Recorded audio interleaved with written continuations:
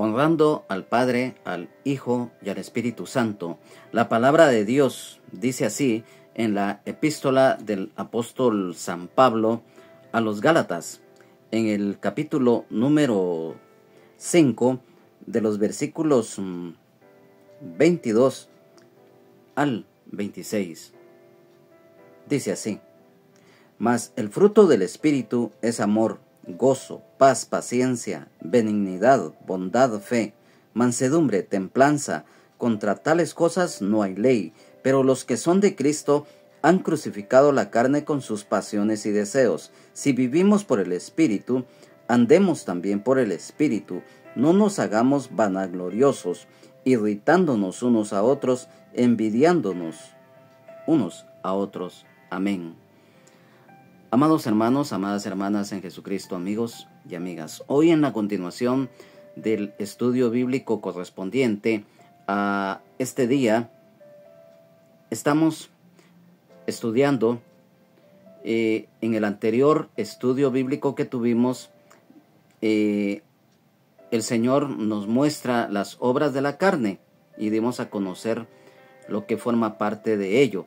Y hoy, en el aspecto positivo, que es de bendición para nuestras vidas, vemos lo que es el fruto del Espíritu. Nosotros sabemos que el problema que estaba pasando en las iglesias de Galacia, debido a los judaizantes, que ya lo hemos explicado y siempre lo reiteramos, que ellos estaban obligando a los gentiles a que se circuncidaran, ya que según estos judaizantes era necesario hacerlo para que ellos pudieran alcanzar la salvación, dejando por un lado en sí lo que es la gracia, la fe en el Señor Jesucristo. Pero después, como lo reiteramos en el anterior estudio que tuvimos, y que el Señor nos dio la enseñanza respectiva acerca de las obras de la carne, hoy vemos el fruto del Espíritu. Nosotros sabemos, como lo dice acá este versículo número 22, mas el fruto del Espíritu es amor, gozo, paz, paciencia, benignidad, bondad y fe.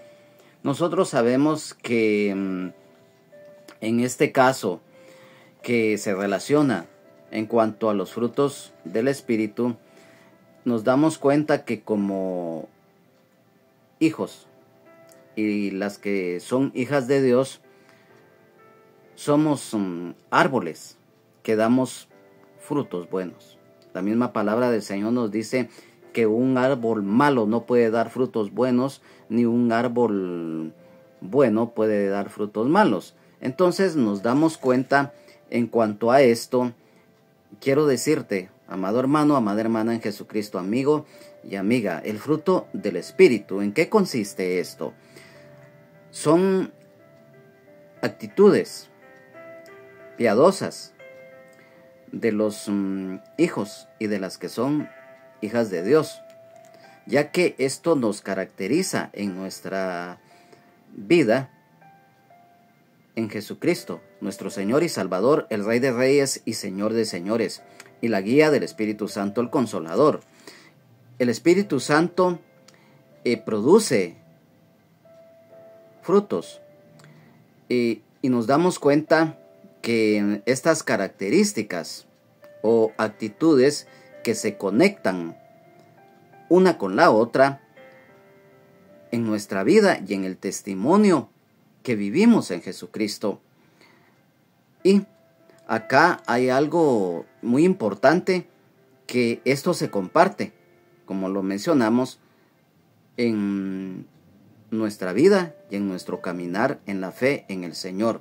Entonces, en cuanto acá nos dice que un fruto del Espíritu es el amor, cuanto nosotros escuchamos amor, la mayoría tiene el concepto que el amor es cuando se ama a una mujer, el amor hacia la mamá, hacia el papá o hacia los hijos o a los hermanos, o amor a algo.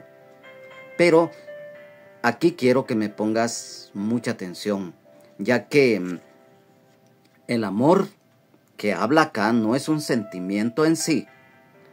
El sentimiento del amor, como muchas veces se menciona en lo que es el amar, cuando uno está enamorado de una dama o cuando una dama está enamorada de un varón, es un sentimiento muy bonito, muy hermoso, que conlleva a muchas cosas que nos hacen felices desde el punto de vista sentimental en algún momento. Pero un sentimiento muchas veces es pasajero.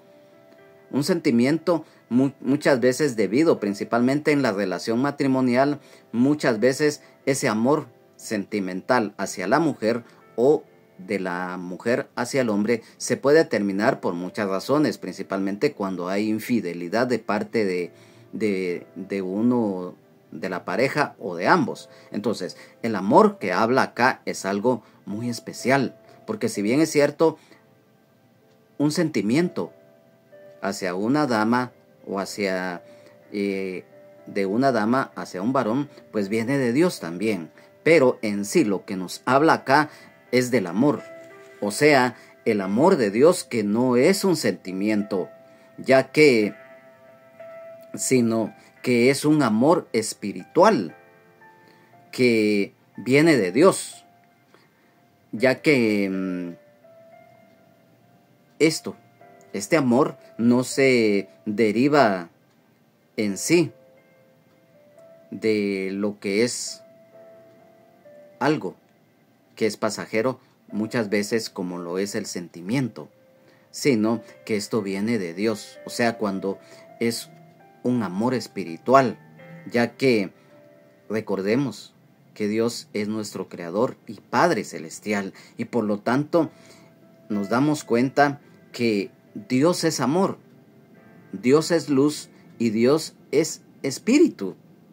Y por lo tanto nos damos cuenta que aquí también se está manifestando el Padre, el Hijo y el Espíritu Santo, porque Dios es amor, porque Él es nuestro Creador y Padre Celestial. Dios es luz, porque recordemos que la luz del mundo es Jesucristo, nuestro Señor y Salvador, el Rey de Reyes y Señor de Señores.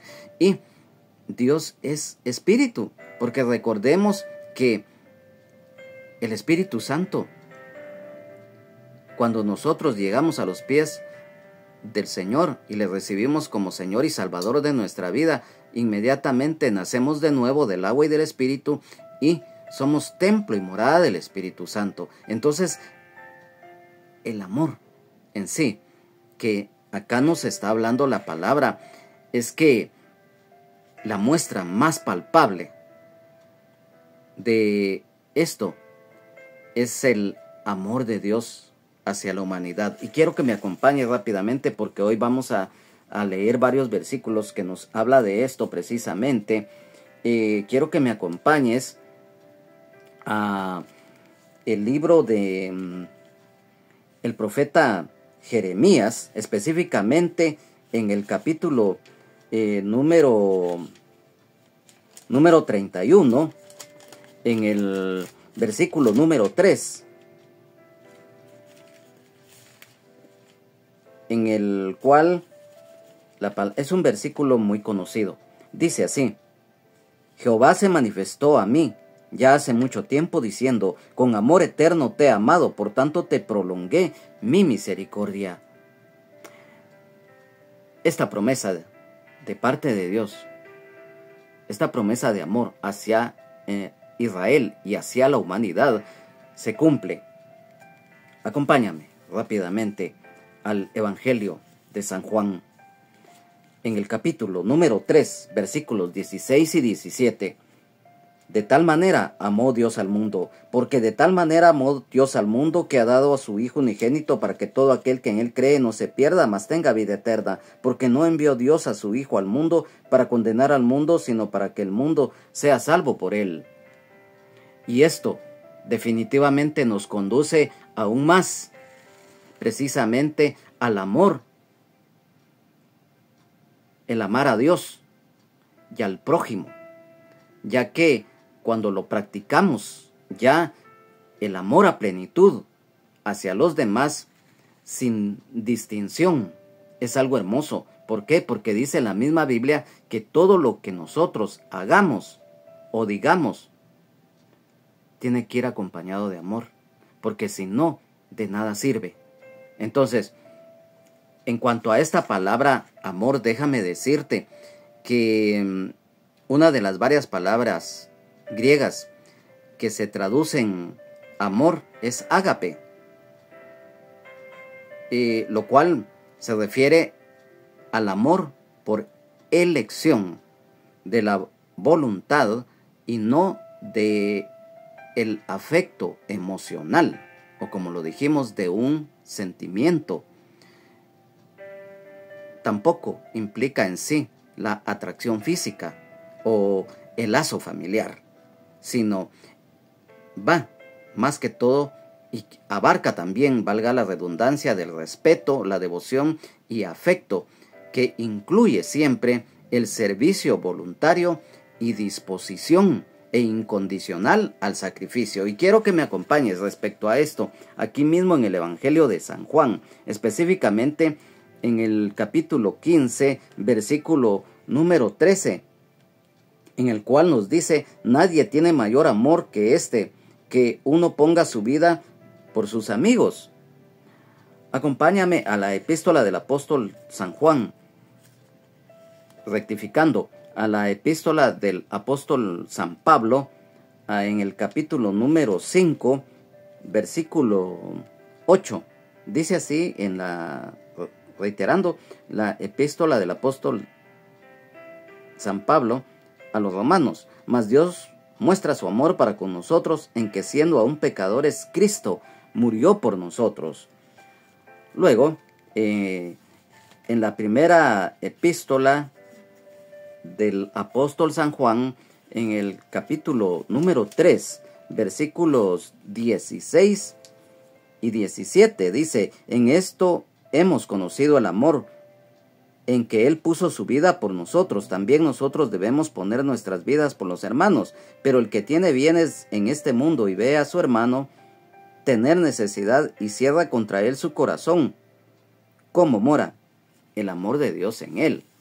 Definitivamente aquí nos estamos dando cuenta, a través de lo que estamos leyendo en estos versículos, de lo que es el amor espiritual.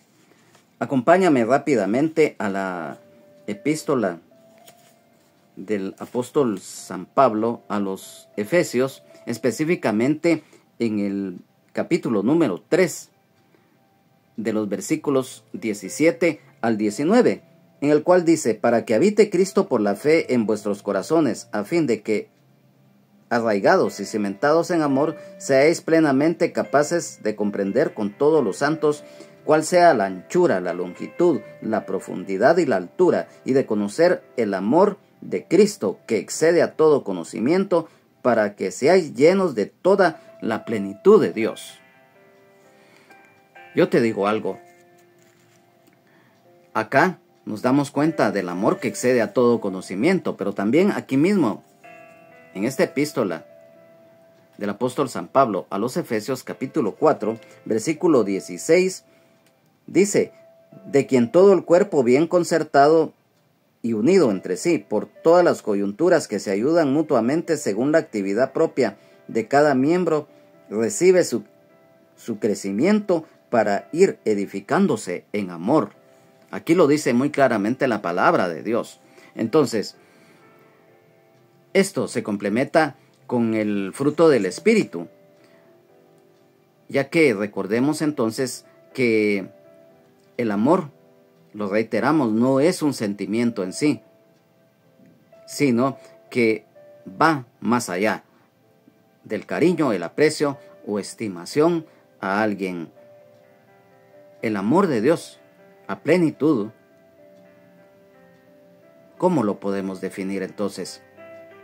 Recordemos, y quiero que por favor pongamos atención a esto. ¿Cuál es la definición entonces del amor que nos está hablando este versículo? Dios es amor, lo que está escrito en la primera epístola del apóstol San Juan, capítulo número 4, en los versículos 7 y 8, el cual dice: Dios es amor, amados, amémonos unos a otros, porque el amor es de Dios, Todo aquel que ama es nacido de Dios y conoce a Dios. El que no ama no ha conocido a Dios, porque Dios es amor. Dios es luz. Acá mismo en la primera epístola del apóstol San Juan, capítulo 1, versículo 7, nos dice: pero si andamos en luz, como Él está en luz, tenemos comunión unos con otros, y la sangre de Jesucristo, su Hijo, nos limpia de todo pecado. Y Dios es espíritu. En el Evangelio del apóstol San Juan, específicamente en el capítulo número 4, versículo número 24, dice: Dios es espíritu, y los que le adoran en espíritu y en verdad es necesario que adoren. Entonces, el amor de Dios no es un sentimiento en sí. Entonces, ¿cómo lo podemos definir? ¿Qué es el amor de Dios? Dios es amor, Dios es luz y Dios es espíritu. Y por lo tanto, el amor de Dios va más allá de un sentimiento o de una emoción. Y eso se manifiesta en el amor al prójimo. Y claro está, como complemento, el amor, el sentimiento hacia los papás, hacia los hijos, hacia los hermanos carnales, hacia los demás. Y en el caso de nosotros, los que somos hijos y las que son hijas de Dios, nacidos y las que son nacidas de nuevo, el amor de Dios es lo que tenemos que manifestar, y ese es un fruto del Espíritu. Y nos habla también del gozo. Recordemos que el gozo es la alegría profunda que viene de Dios, que viene de lo alto, no de circunstancias. Recordemos que el gozo del Señor es la fuente de nuestra fortaleza para superar momentos, dificultades principalmente.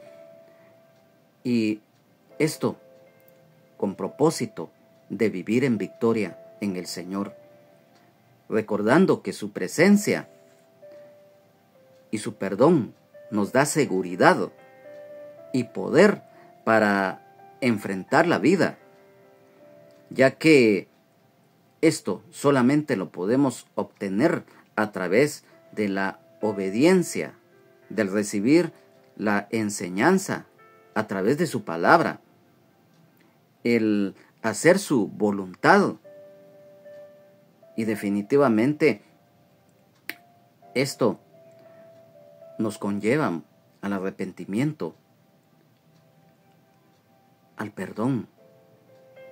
El gozo del Señor es fundamental para contrarrestar la tristeza, derivada muchas veces del pecado. El gozo del Señor nos lleva cada día a buscarle, a confiar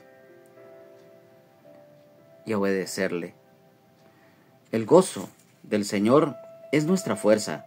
Acompáñame a el libro de Nehemías, específicamente en el capítulo número 8 y versículo 10, dice: luego les dijo: id, comed grosuras y bebed vino dulce y enviad porciones a los que no tienen nada preparado, porque día santo es a nuestro Señor. No os entristezcáis, porque el gozo de Jehová es vuestra fuerza. Acompáñame a Salmos, en el Salmo 51, versículos 12 y 13. Vuélveme el gozo de tu salvación, y espíritu noble me sustente. Entonces enseñaré a los transgresores tus caminos, y los pecadores se convertirán a ti. Amén, aleluya, gloria a Dios. Y rápidamente en el Evangelio de San Juan, en el capítulo número 16, versículo 20, nos dice: de cierto os digo que vosotros lloraréis y lamentaréis, y el mundo se alegrará, pero aunque vosotros estéis tristes, vuestra tristeza se convertirá en gozo. Por eso lo manifestamos, amados hermanos, que definitivamente acá hay algo muy importante, amados hermanos, que el gozo debe de prevalecer aún en los momentos difíciles. Sabemos que muchas veces tenemos que pasar por pruebas, por tribulaciones, por angustias, pero es ahí en donde debemos de seguir adelante. Y también nos habla de paz, que es otro fruto del Espíritu. Recordemos que la paz verdadera solo Jesucristo la da, no como la da el mundo.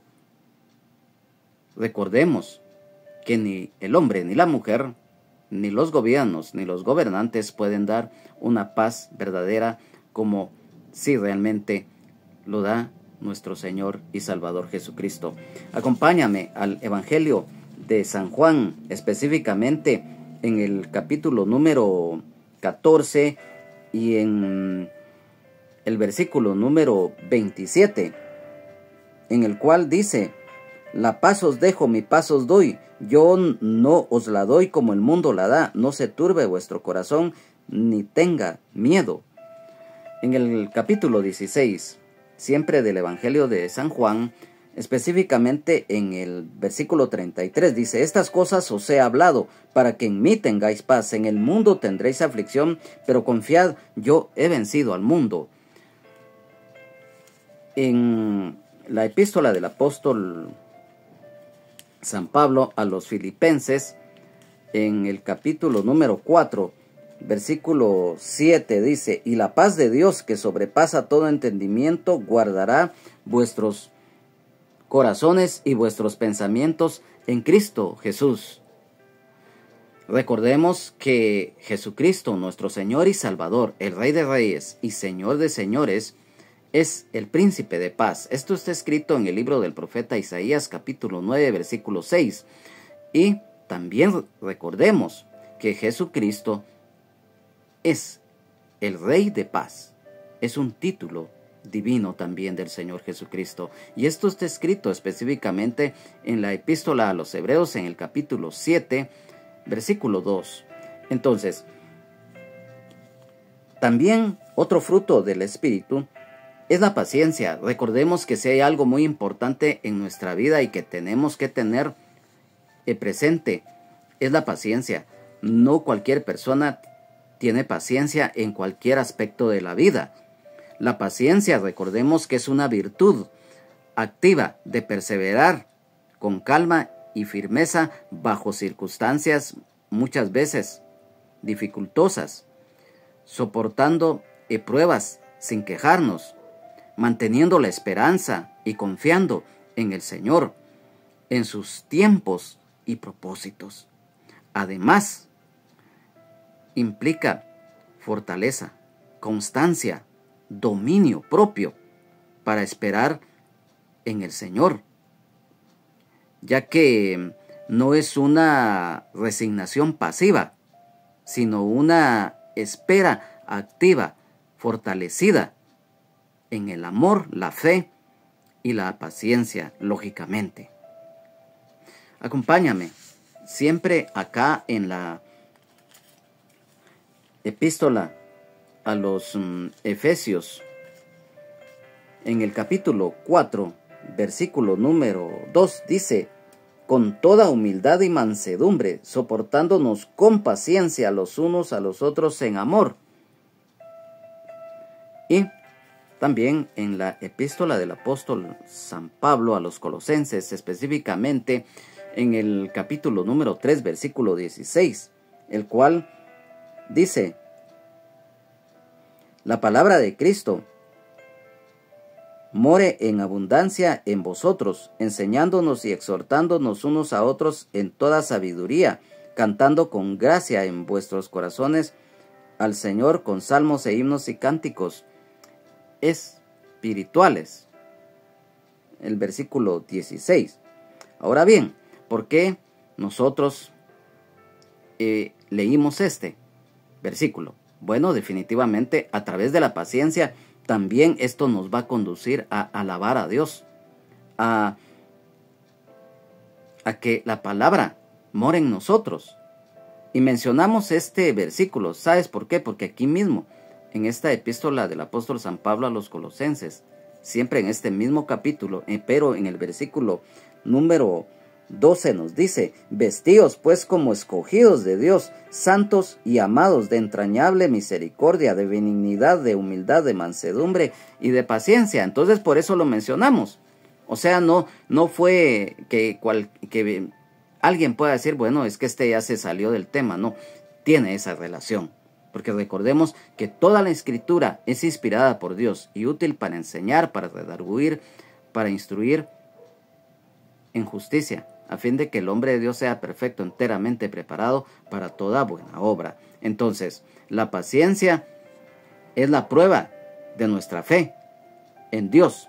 Y esto está escrito en la epístola del apóstol Santiago, específicamente en el capítulo número 1, en los versículos número 3 y 4, que dice: sabiendo que la prueba de vuestra fe produce paciencia, mas tenga la paciencia su obra completa, para que seáis perfectos y cabales sin que os falte cosa alguna.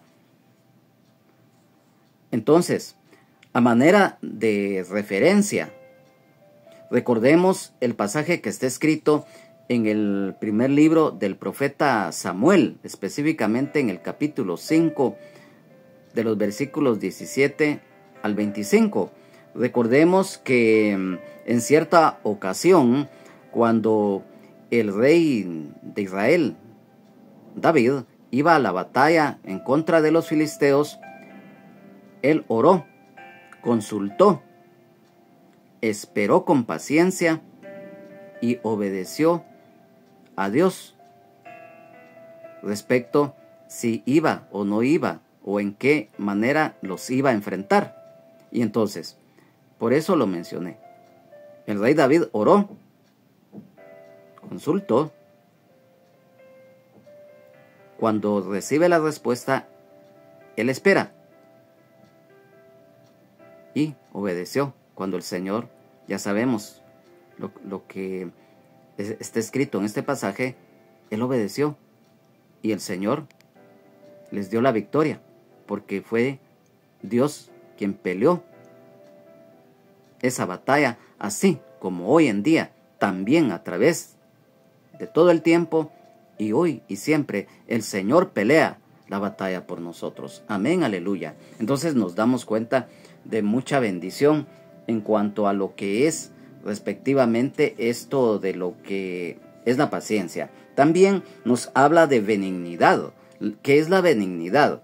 Yo te quiero decir que definitivamente si hay algo muy importante que nosotros debemos de practicar es la benignidad. ¿Y en qué consiste la benignidad?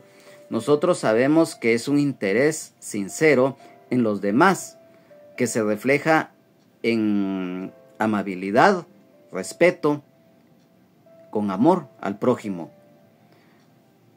Esto definitivamente para que lo podamos nosotros entender a la luz de la palabra de Dios.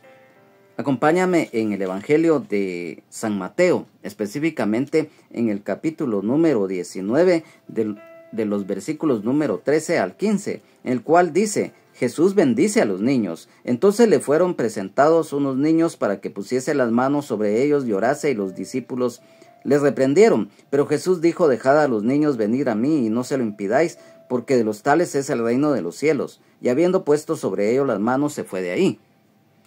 Y también acá vamos rápidamente a la segunda epístola del apóstol San Pablo a Timoteo, específicamente en el capítulo número 2, versículo 24, en el cual dice: porque el siervo del Señor no debe ser contencioso, sino amable para con todos, apto para enseñar, sufrido. Aquí ya, como lo mencionamos al principio, acerca de la benignidad. Además, recordemos que la benignidad se manifiesta con acciones, como lo dijimos, siempre basándose en el bienestar de los demás en todo aspecto. Y esto solamente lo podemos hacer cuando el amor de Dios está morando en nosotros. Uno de los frutos del Espíritu. En cuanto a la bondad, todos tenemos el concepto de la bondad. Definitivamente, la bondad es la excelencia moral y espiritual que se manifiesta en la iniciativa para emprender actos de bondad, valga la redundancia.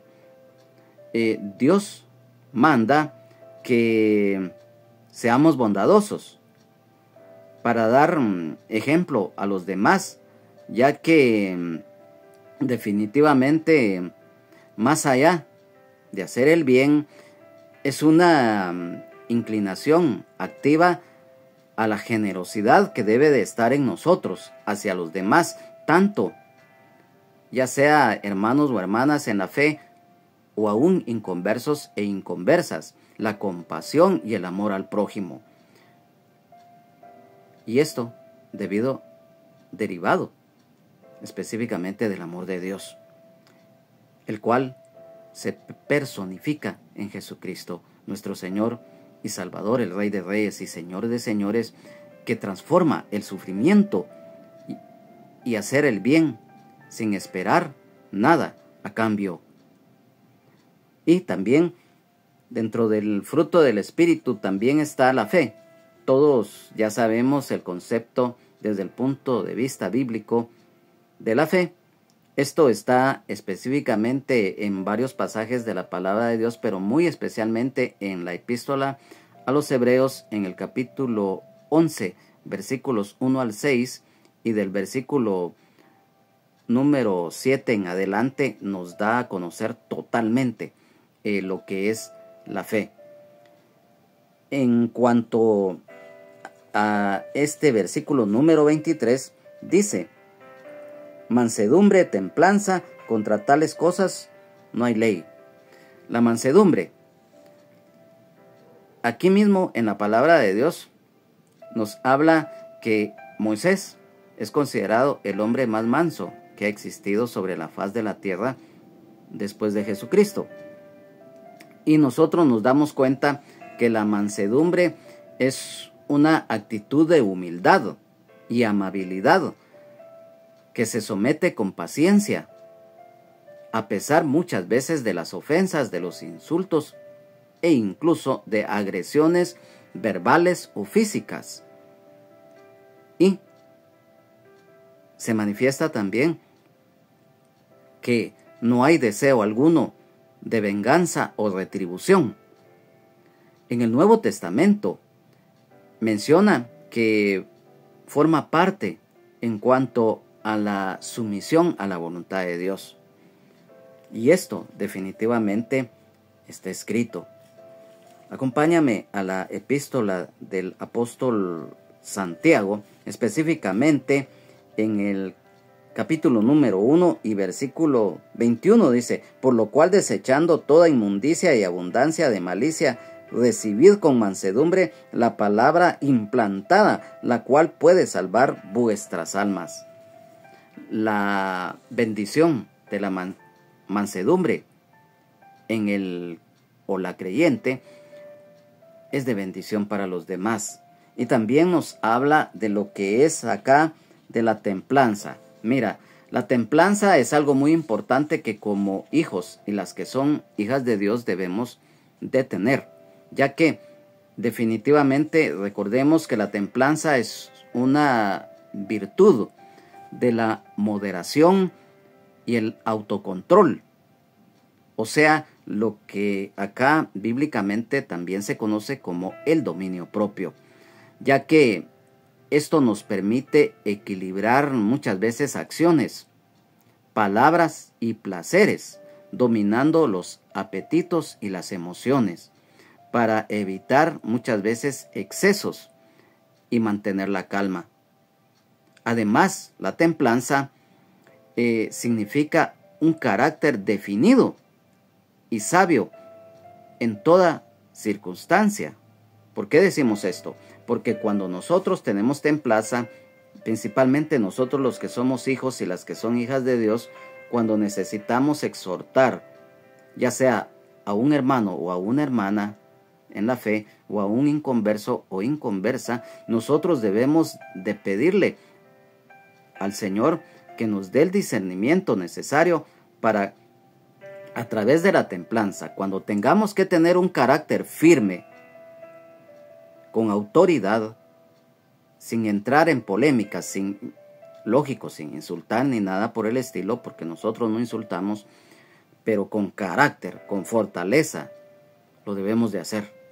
Y cuando tengamos que exhortar, aconsejar, con amor, con sabiduría, con mansedumbre, lo tenemos que hacer. O sea, eso es templanza. Es como en una empresa o en un taller, el jefe de taller o gerente, o aún el mismo o los mismos propietarios, tienen que tener templanza. O sea, el carácter, cuando tengan que llamar, a manera de ejemplo, cuando tengan que llamarle la atención a los trabajadores, hacerlo con carácter, con fortaleza. Claro, sin insultar, sin menospreciar y sin mucho menos agredir a los demás, pero con firmeza, con fortaleza, para que el trabajador, por ejemplo, si ha cometido una falta, se le llama la atención siempre en los cánones de respeto. Eso es la templanza. Y cuando se tiene que dar una felicitación o, por ejemplo, llamar la atención, pero quizás por un error involuntario que se cometió, hacerlo sabiamente y con amor. Eso es templanza. Y definitivamente, para que no haya ninguna interrogante de esto, acompáñame a la segunda epístola del apóstol San Pablo a Timoteo, específicamente en el capítulo número 1, versículo 7. Dice: porque no nos ha dado Dios espíritu de cobardía, sino de poder, de amor y de dominio propio.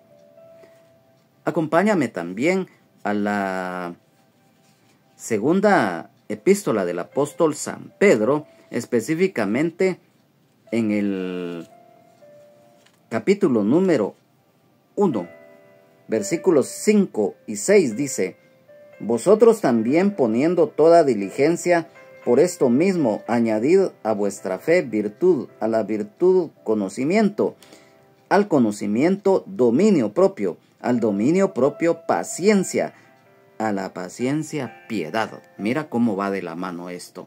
Entonces, cuando dice acá en este versículo número 23, contra tales cosas no hay ley. Si un hijo o una hija de Dios anda en el Espíritu y manifiesta su fruto, no necesita de una ley externa para producir sus actitudes y la conducta que agrada a Dios. Versículo número 24 dice: pero los que son de Cristo han crucificado la carne con sus pasiones y deseos. Cuando dice acá, pero los que son de Cristo, los que somos hijos y las que son hijas de Dios, nacidos, y las damas nacidas de nuevo, nos recuerda algo. Aquí mismo en la epístola del apóstol San Pablo a los Gálatas, específicamente en el capítulo número 2, en el versículo 20 dice: con Cristo estoy juntamente crucificado, y ya no vivo yo, mas vive Cristo en mí, y lo que ahora vivo en la carne, lo vivo en la fe del Hijo de Dios, el cual nos amó y se entregó a sí mismo por mí. Esto es un paralelo. Han crucificado la carne con sus pasiones y deseos. Uno de los usos de la noción crucificado en sí no se refiere a la crucifixión de Jesucristo literal en sí, sino que en una manera espiritual, simbólica. Y quiero que aquí mismo en la epístola del apóstol San Juan a los Gálatas, específicamente en el capítulo número 6, versículo 14, nos dice: pero lejos esté de mí gloriarme, sino en la cruz de nuestro Señor Jesucristo, por quien el mundo me es crucificado a mí y yo al mundo. Y también quiero decirte que en la epístola del apóstol San Pablo a los romanos, específicamente en el capítulo número 6 y versículo número 6, también se relaciona con esto, porque dice: sabiendo esto, que nuestro viejo hombre fue crucificado juntamente con él, para que el cuerpo del pecado sea destruido, a fin de que no sirvamos más al pecado. Entonces aquí nos está hablando precisamente contra tales, o sea, lo que dijimos anteriormente. Cuando nosotros ya estamos en Cristo, no hay cosas que nos impidan seguir adelante, porque lo bueno va a prevalecer en contra de la ley o alguna ley terrenal que se quiera interponer. Entonces, aquí nos damos cuenta que precisamente el Espíritu Santo juega un papel muy importante, porque aquí el Espíritu Santo, guiando al apóstol Pablo, declara que la carne ha sido ejecutada, pero la batalla espiritual se libra dentro del creyente y de la creyente. ¿Y por qué decimos esto? Esta afirmación alude a la cruz de Cristo, donde se llevó la muerte de la carne y del pecado, y poniéndole fin a ese poder que reinaba en el ser humano. Y nosotros, en el caso que ya estamos en el Señor, debemos esperar el día en que nuestro cuerpo finalmente al 100% sea transformado en un cuerpo glorificado, similar al de Jesucristo, nuestro Señor y Salvador, el Rey de Reyes y Señor de Señores. Y esto definitivamente se llevará a cabo en el día que el Señor venga, en el rapto de la iglesia. Entonces yo te digo algo, aquí en el versículo número 25 de esta epístola del apóstol San Pablo a los Gálatas, en el capítulo número 5 dice: si vivimos por el Espíritu, andemos también por el Espíritu. Esto nos habla de la vida y el caminar espiritual, el caminar en Jesucristo. Y también nos refleja, lógicamente, el caminar de los y de las creyentes. Acompáñame rápidamente, aprovechando el tiempo, ya que lo tenemos muy limitado, en la epístola del apóstol San Pablo a los Efesios. En el capítulo número 4, versículo 1 dice: la unidad del Espíritu. Yo pues, preso en el Señor, os ruego que andéis como es digno de la vocación con que fuisteis llamados. Aquí en el capítulo número 5 y versículo número 2 dice: y andad en amor como también Cristo nos amó y se entregó a sí mismo por nosotros, ofrenda y sacrificio a Dios en olor fragante. Y versículo 15 siempre de este capítulo 5 de la epístola del apóstol San Pablo a los Efesios dice: mirad pues con diligencia cómo andéis, no como necios, sino como sabios. Aquí ya nos está hablando de un andar en el Espíritu. En la epístola del apóstol San Pablo a los Colosenses, específicamente en el capítulo 2, versículo 6, nos dice: por tanto, de la manera que habéis crecido, habéis recibido al Señor Jesucristo, andad en Él. Cuando decimos crecido es porque también, como hemos recibido al Señor Jesucristo y ya llevamos una vida en Él, entonces vamos creciendo. Y por eso yo mencioné crecido, pero acá en realidad este versículo también dice que habéis recibido al Señor Jesucristo. Entonces, por añadidura, pues lo mencionamos, ¿verdad? Si estamos en Cristo, cada día vamos creciendo espiritualmente. Entonces, en la primera epístola del apóstol San Juan, específicamente en el capítulo número 1 y versículo 7, dice: pero si andamos en luz, como Él está en luz, tenemos comunión unos con otros, y la sangre de Jesucristo, su Hijo, nos limpia de todo pecado. Y también en el capítulo número 2, versículo 6, dice: el que dice que permanece en Él debe andar como Él anduvo. Cuando nosotros damos a conocer esto se da cuando ya se hace la palabra viva en nosotros al nacer de nuevo, el hacer con fe y de corazón la voluntad de Dios y vivir para Él. El vivir por el Espíritu es la posición del o de la creyente en el nuevo nacimiento a través de la fe en Jesucristo, y siendo nuestra vida restaurada y transformada por el Espíritu Santo, el Consolador, aunado al regalo de la salvación de nuestras vidas, reconociendo con fe de corazón la gracia de Dios, ya que el Espíritu Santo guía nuestros pensamientos, acciones y decisiones, ya que todo esto se hace visible en nuestra vida, que es transformada, manifiesta a través del fruto del Espíritu. O sea, nuestro testimonio, el andar en el Espíritu, el ser hechos hijos, y las que son hijas de Dios, naciendo del agua y del Espíritu. Debemos dejar que el Espíritu Santo more en nosotros, y como lo dijimos, guiando, restaurando y transformando nuestras vidas, reconociendo su presencia en nosotros, vivir de acuerdo a su dirección, ya que somos templo y morada de Él. Esto es. Y en el versículo número 26 dice: no nos hagamos vanagloriosos, irritándonos unos a otros, envidiándonos unos a otros. La vanagloria, nosotros sabemos que la vanagloria es algo que definitivamente es algo terrible. La vanagloria, esta palabra, en primer lugar, procede del idioma griego.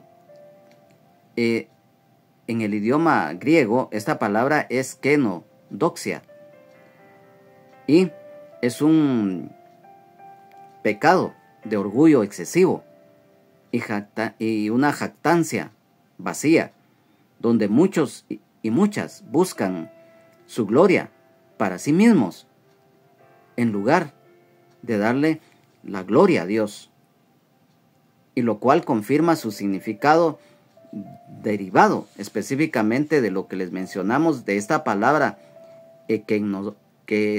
kenodosia con X, del idioma griego, el cual se divide en kenos, que significa vacío, vano.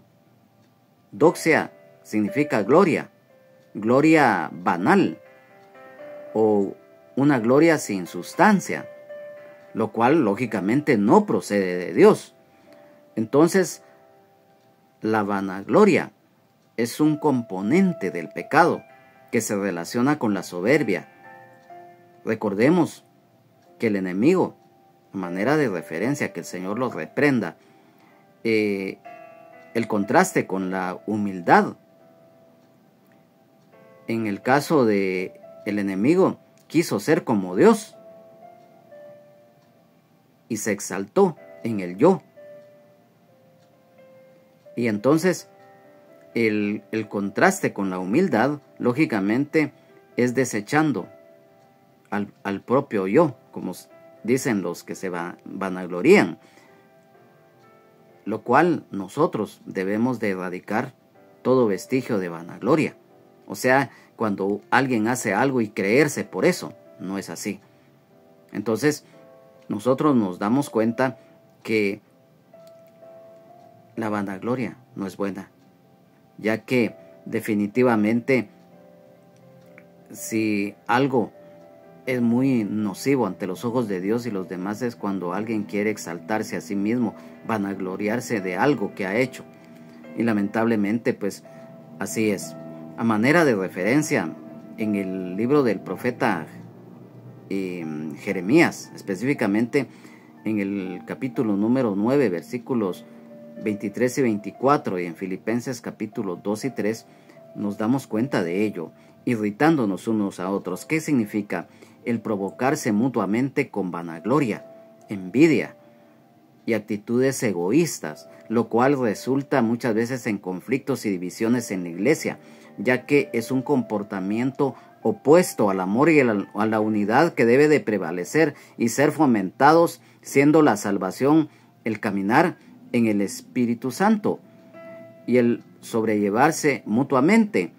Cuando dice irritándonos, miren qué tremendo es esto. Y lógicamente nosotros nos damos cuenta lo de la envidia, que bíblicamente es un pecado destructivo, una de las manifestaciones de las obras de la carne que causa amargura, celos, división, deseando que otros pierdan lo que tienen en algún aspecto, como se vio claramente que en el acto del asesinato ejecutado por Caín sobre su hermano Abel, y también la envidia que le tenía el rey Saúl a David. Y la envidia desde el punto de vista secular, el diccionario Sopena define la envidia como emoción negativa de descontento y enojo por los logros, posiciones o estatus ajenos, anhelando tener, lo cual cuando no se obtiene genera resentimiento. Amado hermano, amada hermana en Jesucristo, amigo y amiga, hoy hemos visto la bendición del fruto del Espíritu, que es nuestro anhelo y deseo en el amor de Jesucristo, que sea de bendición. Esto es un mensaje muy claro, tanto para los creyentes, las creyentes, como aquellos y aquellas que no conocen de la gracia y misericordia de Dios. Amado Padre que estás en los cielos, y en todo lugar te damos gracias por tu palabra, por este momento que tú nos diste. Yo te pido, Señor, que esta palabra haya llegado al corazón de todos y de todas aquellos y aquellas que hemos estado tanto presentes acá como los que posteriormente a través de la grabación lo hagan. Y te pido, Señor, por aquel y por aquella que no te conoce, que hoy al escuchar esta palabra pueda abrir su corazón, su vida y recibirte como Señor y Salvador, ya que es muy importante que todos que no te conocen te vayan conociendo, porque el Evangelio es para todos. Gracias, Espíritu Santo, porque esta palabra es revelada por ti, para que la pongamos por obra y demos fruto al 100%. Gracias, Padre, gracias, Señor, gracias, Espíritu Santo. Amén, amén y amén. Ha sido para mí un gozo, un privilegio, en el amor de Jesucristo, el haber estado hoy presente acá, con los hermanos y hermanas que están también presentes y con los que posteriormente a través de esta grabación se van a escuchar este estudio bíblico.